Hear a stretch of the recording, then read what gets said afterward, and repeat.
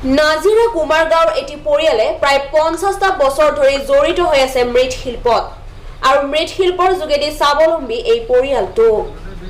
পৰিয়ালটো সমাগত দীপাৱলীলৈ ব্যস্ত মাটিৰ চাকি নিৰ্মাণ কৰাত কিন্তু কৰোনা মহামাৰী আৰু চাকিৰ হলনি ব্যৱহাৰ কৰা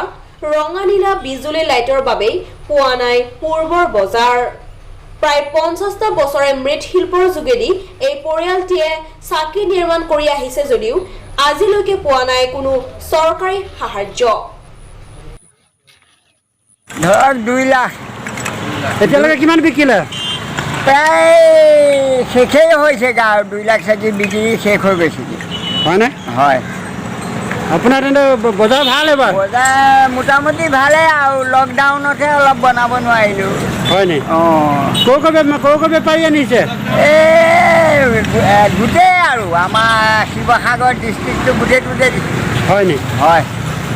অলপ আপুনি কি ক'ব মানুহক একদম এতিয়া আৰু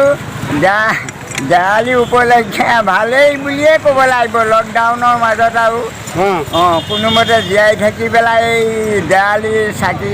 ৰাইজক পৰিচালনা কৰিছোঁ আৰু হয়নি আপুনি কিমান দূৰলৈকে ক'লৈকে দিছে একেবাৰে সোণাৰী লাকুৱা শিৱসাগৰ গোটেইটোকে দিয়া হৈছে হয়নি হয় হ'ব ধন্যবাদ আপোনালোক দেৱালীৰ শুভেচ্ছা আগতীয়াকৈ যাচিলোঁ থেংক ইউ নাজিৰাৰ পৰা নিভামণি কলিতাৰ ৰিপৰ্ট 7 News Now।